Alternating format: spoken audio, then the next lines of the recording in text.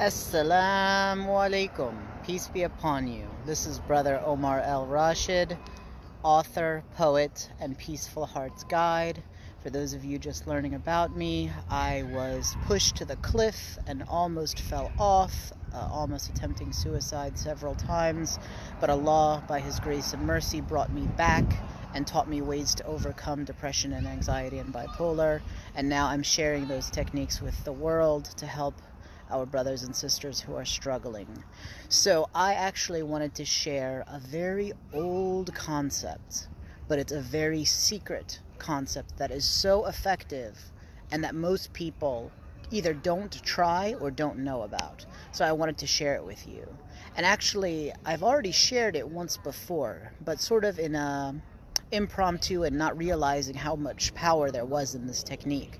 And as I tell my story time and time again about how I was guided and how I found the way, one of the things that I'll often share is that when I was very young, when I was 7 years old, I had a lot of trauma and stress and grief in my life, my parents' divorce, my diabetes, my health conditions, and many other things in the process. And one of the things that I realized at a very young age was that I made an oath. I told Allah, I told God, God, if you're out there, if you show me a way that is better to live my life, I promise you I will follow it. And that was exactly what it sounds like. It's an oath.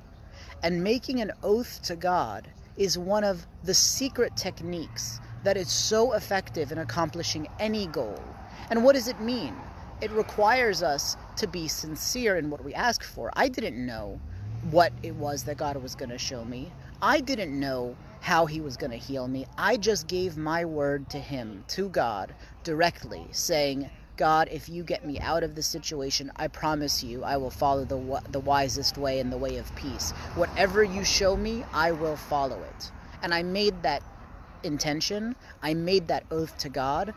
And when He revealed the way to me, I kept my end of the bargain, and I kept it. And there are many verses in the Quran in which, for example, when Allah says, the people are stranded at sea and the waves are crashing in all around them and there's, disaster, and they promise, oh God, please save me. And they swear sincerely while they're in the middle of the storm. But then Allah delivers them, He saves them, and then they go back to their kufr, they go back to their disbelief, they go back to associating partners with Him. And that's a common theme throughout the Quran. But when you make an oath to Allah, it's a good thing when you keep your end of the oath.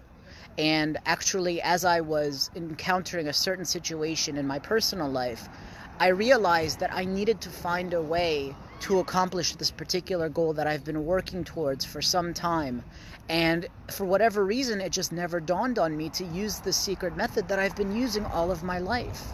I was able to get into graduate school using this technique. I was able to do many things using this technique. But for whatever reason, Allah kept it out of my inner attention for many years, and now He's inspired me to remember it and inshallah to share it with you so that you can benefit from it. So what did I do? I made an oath. I made an oath that for 40 days I would do a certain act of worship, and I said, oh Allah, if and when you respond to my dua, I promise you I will do something else. And it can be anything. Some people will say, oh Allah, if you provide me this job, I will donate this much in charity. I will do this many rakas of worship. I will feed this many people. I will do this. I will do that. The oath can be big. The oath can be small. Oh Allah, please help me to pass this test. And I promise you that if I pass this exam in school, I will, donate $50 or donate $25 or whatever it is. It doesn't matter the number. It doesn't matter the size. It matters the sincerity of the oath, and it matters the fact that you hold your end of the bargain. Allah does provide, and He does create solutions, and He does perform miracles, and He does answer our dua when we ask Him. And one of the best ways to encourage and to support our efforts of dua is to make a nadhr, to make an oath to Allah, and to promise ourselves and Allah that we will do something for His sake if and when He answers our dua.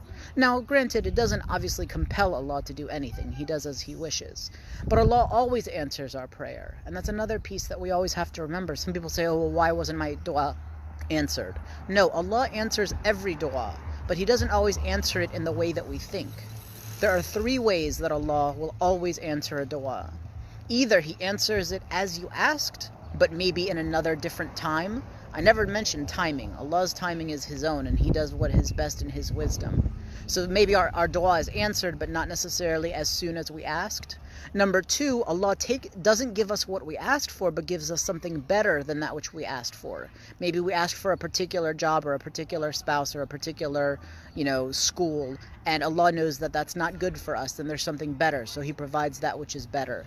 And the third is Allah responds to our dua and benefits us in the next life, and he waits to deliver on his promise to the next life rather than in this life. So no matter what our dua is, Allah responds. But this secret technique of nadhr, of making an oath to God, making an oath to Allah, to do the best that we can do, to strive hard in his way, and to ask for our needs, that's the technique I wanted to share with you today. So with that, on this fine spring day with the sun shining and the leaves out and everything beautiful, and I want to show with you, you can see the beautiful trees in the community, all the beautiful things that are here. I wanted to share that with you, and I send you my salam. Wa alaikum assalam. Peace be upon you all. Wa alaikum assalam.